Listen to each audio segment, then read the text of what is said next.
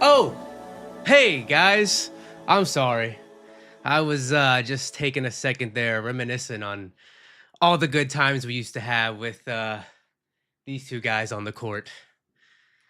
Yeah, that was a rough L.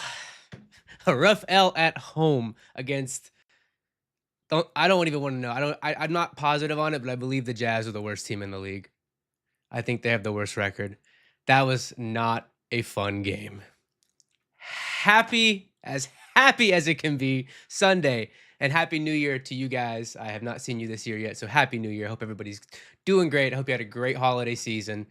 But yeah, this is the six-man show post game live, brought to you by Rockham, and I am your host tonight. Of course, it's an L. You know I'm hosting Matt Rogers, also known as Matty World Peace. What is up, guys? Um, I don't even I don't have much to say. I mean, the game was competitive there. It was competitive there for the first half, and then the Central Florida native Bryce Sensabaugh decided to take over and drop 735 points on us. That was a tough watch at the end there. We got the Knicks tomorrow night too. You had to get the Jazz tonight. You had to take the game from the Jazz tonight. Worst team in the league. I know that we're riding on fumes here with the injuries, but man, that was a rough game. Magic fall 105 to 92. Jet Howard career high. If Jet Howard has a career high and is leading the team in points, you know the kind of night it is. Anyways, guys, we're going to go ahead. I'm going to move over to the box score right away because I just want to take a look at this. But before we do that, I want to give a shout out to, as you see on the left-hand side, our sponsor, our homies over at Rock'em Socks, the world's largest sock store. But not only do they just have socks, they have undies, they have shirts. I have been playing a lot of Marvel Rivals lately, a video game. So we're gonna take a look. Not only do they have basketball socks, they have the absolute insane Orlando Magic gear, but they have pop culture. They have NFL. They have NHL. They have anything your little heart desires. For all you NFL lovers, I know the last week of the season is here. It is almost wrapped up, and playoff time is about to start. So you got to get some gear for yourself. Rep your team for the playoffs, or just rep your Magic merch. So you guys can see something in hand. I right here have some Orlando Magic stuff socks. Any hoozles.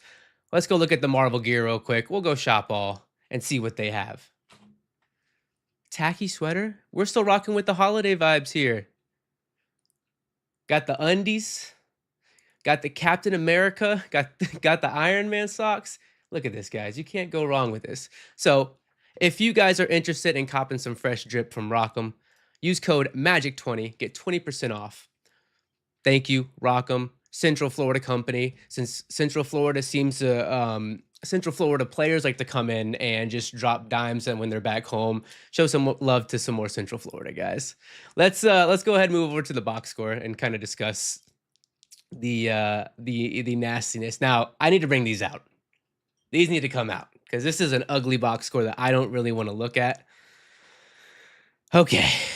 The first thing that I take away from this is the plus minus. The plus minus, almost everybody is a minus. Shout out to Caleb Houston going out there, doing his thing, being the best player that he can be. 9 points from him with a positive plus minus of 3. Besides that, guys, as I said earlier, Jet Howard, career high, 21 points. 21 points for Jet Howard. For all you Jet Howard believers out there, I know Jonathan Osborne is a huge Jet Howard believer. Tonight was a good night for y'all. It was a good night. Your guy, he did his thing. He hit some shots. That's a positive sign. It's kind of what we brought him in here to do. It's what was good to see. He was aggressive tonight. He had some nice dunks. He had a cool dunk in the fourth. Good for Jet Howard. But that is a positive sign going forward. There's not much else here. Goga, rough night for him. Just going up against big bodies down in the paint with Walker, Kessler, Walker Jr., whatever his name is, and Filipowski. It was a rough night for him. And then Jonathan Isaac is somebody that I'm kind of getting a little worried about. He had a decent game last game. Of course, everybody was hitting their shots last game. So once the shots are falling, we take a step back and look through a different scope. But Ji, man, he's just looking like a shell of his former self this year. I don't know if he's just not in game shape. I don't know if he's got his money. I don't know if I don't even know, man. It's just not looking pretty right now. Offensively, he hasn't given us too much. We need more from Ji. Wendell, 15 points tonight. 15 points for Delius. That is a positive, but there's still just moments on the court where he's shooting threes, and it's just, it's not going in. Overall, as a team, they shot 29.8, so 30%, which is that's rough. It's rough. And then AB was cleared to play tonight, but did not play for coach's decision. Would he have changed the dynamic of the game? Nah, no telling, but probably not. But just give him some extra reps. Now, I do want to show you guys, look at this. Bryce Sensabaugh, 27 points against us. The Central Florida native just comes back and kills us. Central Florida players always do their thing when they come back. Utah had Harry Potter out here dropping points on us, man. That's the kind of night it was for the Orlando Magic. The Magic are now 21-16, still floating on to that fourth place there, and of course got the Knicks right above us, and get who we face tomorrow night. Now I'm gonna move over to hear from you guys. I want your guys' opinion on tonight's tonight's. I don't even know what to call it, but let's go ahead and let's get some intake from you guys. I'm gonna scroll up a little bit and see what we got here. Matthew Thomas says, I've been a fan of the Magic for almost 2 decades, and I've never been as frustrated watching them play than right now. Yeah, very frustrating game tonight. Very frustrating. But again, I'm someone who's very critical on the Magic, and I get very, very reactive with bad L's and just terrible play. But I'm still not stressed, and I'm going to tell you guys why. Because I have a feeling that Thursday is the return of none other than number 5. I just have a hunch. Now, I had the same hunch December 19th when we took on OKC on that nationally televised game. So take that for what it is. But Paulo is so close to coming back. And once he's back, that is going to be huge for us. Of course, look, when Paulo comes back, he wants to take 70 shots a game and average 50. I'm cool with it. Let's let it happen. Let's let it happen. I'm Jovi says 34 against Miami last night too. Yeah. Utah came into Florida and swept it. Now, I don't like to put ourselves on the same pedestal as Miami. I think they are garbanzo beans, but that's I just can't get over the L, man. Jack Mack, we are without Suggs and Black. Wouldn't it have been a good time to call up Mac McClung and give him some minutes, even if it's to just spark some new energy to a banged up squad? Yeah, I agree with that. I would like to see some Mac McClung minutes. Why not? It's not going to hurt. It's going to get some people excited. I know the games that I've been attendance to that Mac has actually played in, the fans get hype. We get hype, man. It's just someone that we know. He's a multi back-to-back dunk contest winner. Just get a little bolt of energy just put into the game. I don't know, man. Sometimes the rotational stuff. We had Cole Anthony start with Caleb and KCP tonight. So right now we're just at the tail end of the bench, fighting for our lives in the deep end, fighting with scraps, man. So you can't get too upset with these losses for the guys that are going out there and actually playing for us, because they're giving it their all. Of course, it's just you're dealing with your second and third stringer, so you can't get too upset. Matthew Garfinkel says, "We got to take granted the wins we've had so far. This lineup should not be winning games, but still rough to watch." Yes, 100%. We got to appreciate the wins we've gotten because we have done what we had to do, which was not expected at all, and that's to stay afloat here as a top 5 seed in the East because our guy's coming back soon. Paolo's coming back within the next couple weeks. He is so close to returning. And then, of course, Franz, it's looking like things with him weren't as serious as Paulo's injury. So once they are both back, we should be good. Now, I do have a worry that I hope the Magic front office addresses here with Mo. When Mo went down, we lost. I mean, we could say a potential 6-man of the year candidate. So when Mo went down, that was a lot of points off the bench. One of our top 5 scorers went down. So we need to find somebody that's going to replace that. Someone we played against tonight potentially. Colin Sexton. To me, he's a better Cole Anthony, and he plays defense. He's a dog sometimes. He has his moments where he does a little. He goes Cole mode sometimes, but we need to go out there and look for someone that's going to bring another punch off the bench and get some scoring. Oh man. I'm scrolling through some of the comments here, and you guys are just like depresso mode. But I get it, man. That fourth quarter was just an absolute struggle to watch. Matt Browning, I feel like another Matt tonight says, "Man, I hope we get Paulo back for the Knicks because the gas is running on fumes at this point." Amen, brother. Amen. I never said a Matt had a bad take in my life, but I don't think it's going to be against the Knicks. I think if they bring Paulo back, it's going to be at home, which circle Thursday's game, man. I think that's the day he comes back because he's so close. Diego Irizarry. I can't handle watching Wendell Carter Jr. anymore. Honestly, love the guy, but he's given worse results than a G League player.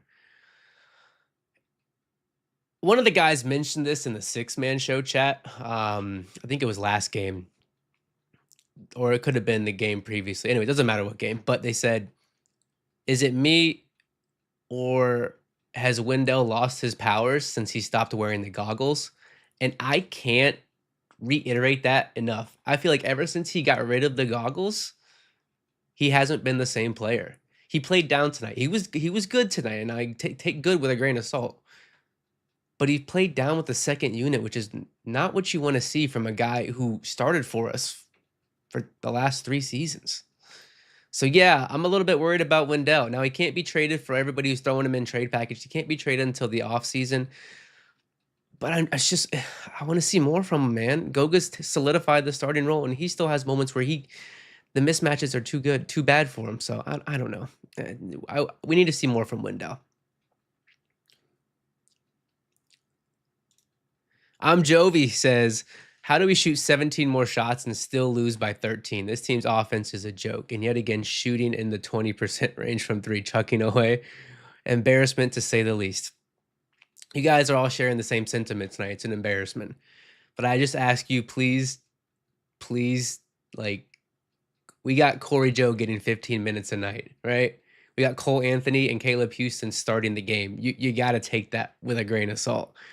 Now, the 3-point thing, we know it's our struggle. We know we can't shoot. We know even when our guys are healthy, we can't shoot. And I've seen a lot of, once Paulo and Franz come back, it's going to help KCP hit those threes and get better looks.